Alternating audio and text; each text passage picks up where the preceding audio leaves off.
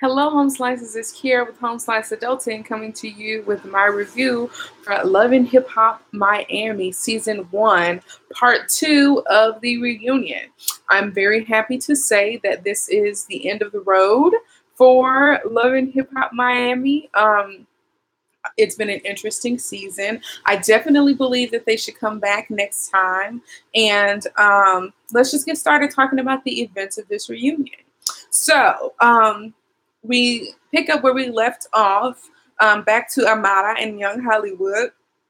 Now he brings up this little weren't you laying on my bed type of situation, which he is insinuating that he and Amara, did something and kind of slept together. But Amara explained that it was late. They were at the studio. She lived far away, and he offered her to come stay with him. And there was talk about a bed and an air mattress. They did not sleep together in the same bed. But Amara, because she saw that he didn't really have nothing in his apartment, she brought him bedding the next day. Probably just saying thank you for allowing me to stay over and not making me travel all the way to my house. But the fact that Young Hollywood tried to make it seem like it was more than that just proves that he's just a little scumbag. When the whole situation happened where Jojo was trying to explain to him about what being Afro-Latina meant, he just kept interrupting her. He's just proving that he's very ignorant and that he doesn't need to return next season. But he did prove to be, kind of the villain that we needed. Veronica was kind of a villain too, but I'm sure they can find other villains. He just doesn't need to come back. So next, we talk about the whole situation with the Messy Latina crew, which includes Jojo, Steph, Veronica, and Amara. And their whole situation and beef that happened mostly due to Young Hollywood. Now, Veronica seems a little bit more calm and likable during this reunion. And it's not hard for me to say, but it's kind of hard to believe, right? I mean, we have kind of been disliking Veronica for almost the whole season, but she explained herself in saying that when she brought Young Hollywood to meet up with Amara, she did not understand that his comments were based on colorism. Her and Steph only got the impression that his comments were just about changing her look. And now I can understand why Steph and Veronica kind of wanted Amara to get over it because they didn't know that his comments were based on colorism as opposed to him just wanting her to change her look up a little bit. And that explains why they put such little, emphasis on her feelings at the time. Now, moving on, they bring up Steph not mentioning that she was working with Young Hollywood. And Steph was like, there really wasn't a good time for me to bring that up. And as a matter of fact, Steph and Young Hollywood still have not worked together since then. So, she doesn't know why they're still talking about the same negative thing. And when the question comes up is whether or not Steph is playing both sides, Veronica takes up for Steph and says that I don't think she was playing both sides. I think that she was basically staying neutral, not taking anybody's side. And then Jojo comes out of nowhere and is kind of angry and is telling Steph, hey, you're talking nonsense. And I kind of didn't understand why she interjected. But I think Jojo was frustrated because Steph was pretending not to be two-faced. I think Jojo has a really negative look at Steph and Veronica and felt like they were talking about Amara behind their back. And I think she's just trying to take up for Amara without really fully understanding what's going on. But now Veronica and Jojo are going back and forth. And, saying Jojo didn't earn her money. It's from her family and that she looks down on anybody. Hello, Discover the Moonlight. It's been a long time. It always goes live. But anyways, back to the review. Steph says that they aren't talking about colorism. They're talking about moving past the incident. And then Young Hollywood claims that Amara is milking the situation because it benefited her at that time. I think he was saying that other people influenced Amara to bring up the fact that he made a colorist statement to milk the situation and make a better storyline, which is definitely not true. I'm sure that Amara has been dealing with colorism her whole life and readily recognized that the things that he was saying were colorist. But moving on, Amara and Young Hollywood are going back and forth, and he finally leaves, and people are saying goodbye. Thank you for leaving. Get out of here, which is great because nobody wants to see him or talk to him. He's such a butthole. But Amara admits that she wears extensions, but she does not admit to wearing a wig, and her friends don't think that her real hair is Afro textured. So if that's not true, if her hair is not Afro textured, that's problematic. But if y'all look at her Afro when she wears it, her hair is not super kinky like mine. My hair is like 3C in some places, 4A. And when Amara wears her Afro, her curls are looser than that, maybe like 3B, 3A. So her hair is not totally Afro textured, but it's curly enough to be put out in a fro. That's what I think. Now, next we talk about the N-word, and Veronica identifies as Black, which is a little hard to believe because she looks super Hispanic, and I don't see her walking throughout the world as a Black woman. I absolutely think that she could pass for white if she doesn't open her mouth. So I find that very hard to believe. I don't think that she goes throughout life and operates as a Black woman. I think she's just saying that so she can use the N-word and we don't look at her crazy. But we already look at her crazy, so it don't matter. Now, Trina decided not to take a side. I don't know why. And Amara and Juju didn't really like it. Juju was like, well, maybe we should use a word other than the N-word. And while this is a touchy topic, I really wish there was someone there who was passionate enough to say, no, Veronica, you cannot say the N-word. Like, regardless of how she feels about what's going on in her life or with her race or with her neighborhood, if there are white people in her neighborhood that can say the N-word, that doesn't mean that it's not offensive to people who are outside of the neighborhood. It's still a very touchy topic. Probably nobody should really say it. But anyway, I really wish there was somebody there that could say, no, you can't say it, Veronica, and this, and this is why. But everybody kind of skirted around the topic. Next, we see Michelle Pooch versus Prince with a little bit of Liz and Shay mixed in. And I kind of don't care about this situation, but since it happened, let's talk about it. Michelle says that she's above Prince and that she paved the way for him to do the things that he's doing. Is she that old or that influential to be paving the way for young Prince? I don't know. I didn't really care for her, but I also didn't care for how hard Prince was kind of going to like beef up their rivalry. It didn't make sense to me. But moving on, Prince thinks that Pooch and Shay are bad influences on her because the way he saw her acting at her fashion show just wasn't her. And I can kind of see that. Liz, to me, comes off as somebody who I wouldn't say is weak, but is like malleable. And she's different based on the people who are around her. I'll say that. But moving on, Gabi pops up on the screen, and Prince claims, he didn't cross any lines. And Gabi says she didn't know he had a girlfriend. He was like, well, me and Gabi did something in the past, but then they show some footage that they didn't show during the show, and they kissed. And Liz gets up and leaves. And it turns out there is a little something more than just, a family friendship between Prince and Gabi. Baby Blue gets into it with Gabi once again and calls her a groupie. I think the way that Baby Blue talks to women is problematic, that he needs to address that. But he's questioning Gabi's loyalty, but Pleasure P dropped Gabi and was never in a relationship with Gabi. So I don't understand what he means by loyalty. Now, Prince says that at the time he was single. And if that is true, I think Liz was just hurt because she probably wanted to get back with Prince. And Nina, prompted Shay to go talk to Liz. And surprisingly, Shay was actually very understanding and loving and was like, I remember when I walked off the stage, I regretted it because I wasn't able to speak my mind or my feelings. And she got Liz to go back out there. I thought it was very nice. And I was wondering why Shay couldn't be that person all the time. Why she has to be so volatile. But moving on, Pleasure P chimes in for absolutely no reason because he feels some type of way. Pleasure P is a B word. I don't care what nobody says. He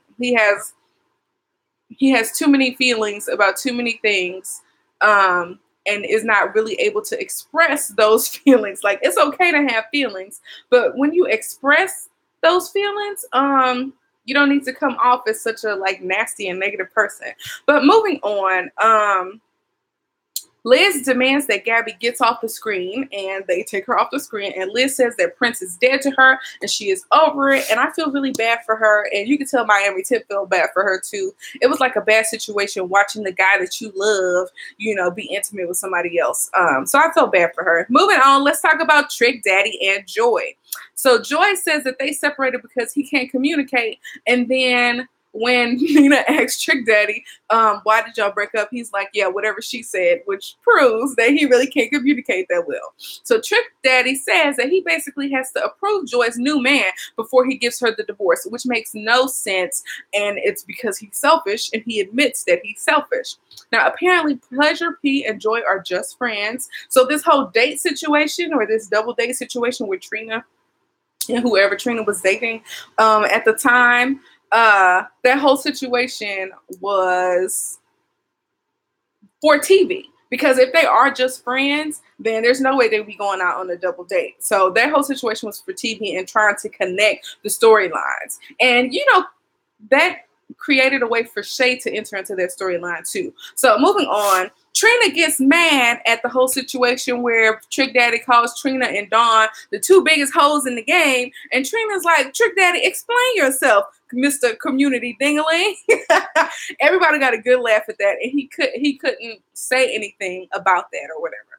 So moving on, we talk about Jay. No, not Jay. I was about to say Jay and Shoy.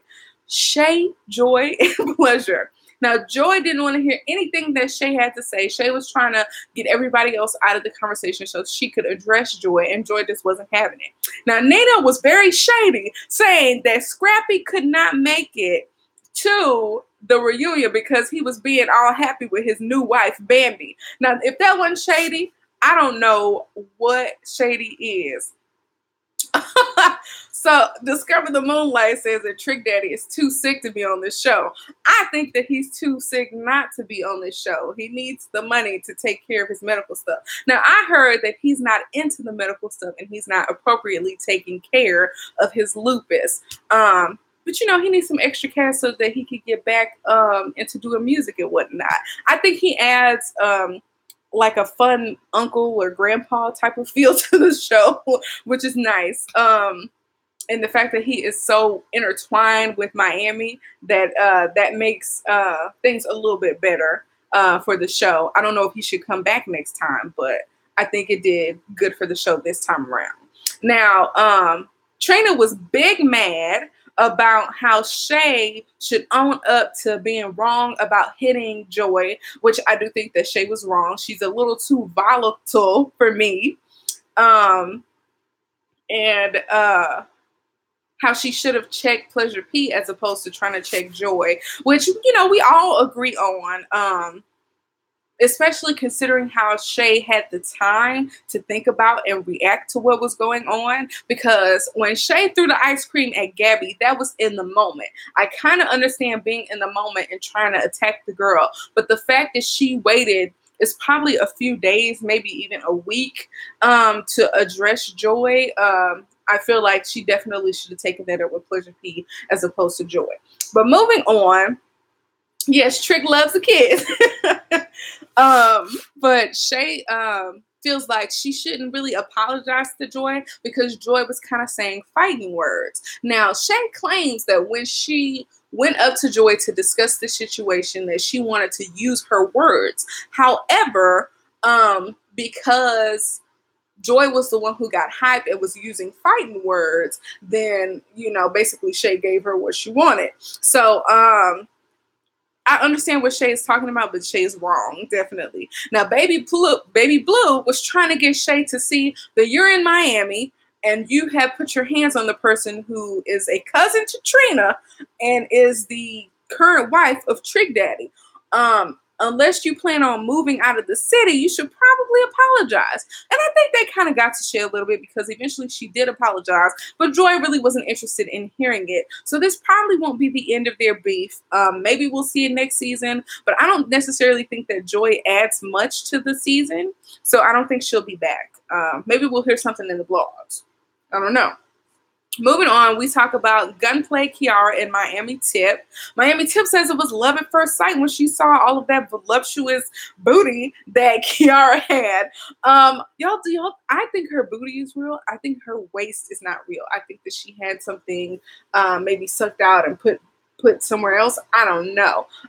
It's just, I feel like, how can you stand up for a long period of time with all those boobies and butt? I feel like she must be in pain, quite often. But moving on, Kiara and Miami Tip aren't really telling anybody whether or not they were, intimate or whatnot. I don't think anything happened. I think that they're just enjoying the fact that people wonder if something did happen.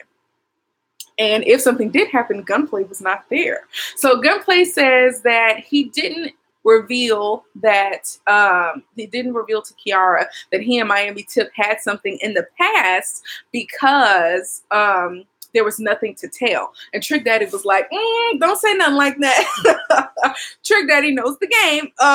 And Gunplay should probably peep some of Trick Daddy's advice. But moving on, Gunplay went to rehab. He's been taking better care of himself, getting facials. I think that he needs to cut those dreads off, but I'm under the impression that it might be something religious, a religious reason why he's not cutting his hair. I don't know if there's something in Santeria about that, but that's what I'm hoping, because if he's keeping them for the aesthetics, he should go ahead and cut them off. But he basically has one big dread now. Did y'all see how he tied it up? Well, I can't.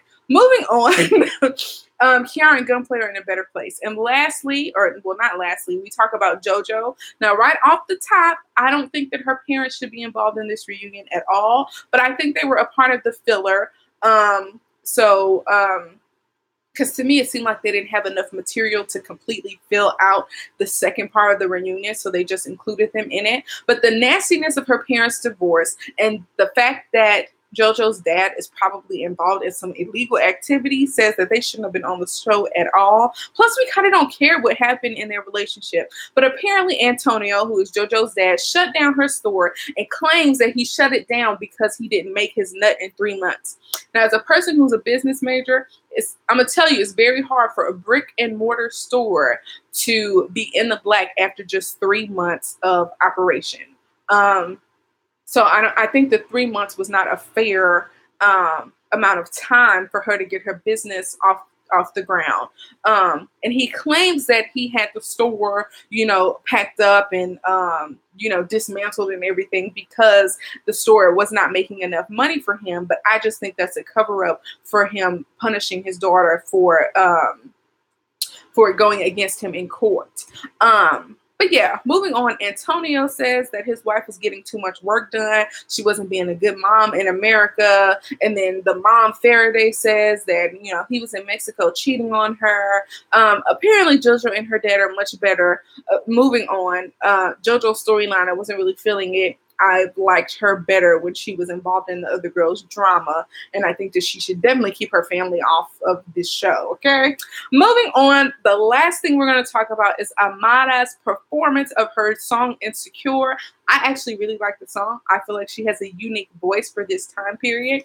I'm just really tired of hearing new music from people who have similar voices.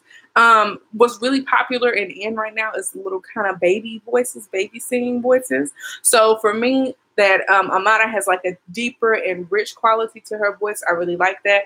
I think she looks beautiful, and that the yellow against her dark skin is amazing. And the other cast members are feeling the music, and people in the audience are dancing. You really cannot deny that she is beautiful. You cannot deny that she is talented. And I think that she definitely has what it takes to become a big superstar. maybe even more so than Cardi B, because she, well, you know, Cardi B speaks Spanish too. But I think because Cardi B is a rap artist as opposed to maybe like an R&B singer artist, Cardi B may have less appeal. I don't know. But anyways, that's the end of it. I'm very excited because I feel like I got through this entire season. There have been a lot of, well, not a lot of times, but instances where I've started reviewing shows and have not finished. So I feel very proud of myself right now. Thank you guys for watching. Thank you to Discover the Moonlight for participating in this. Don't forget to like the video, and peace out, home slices.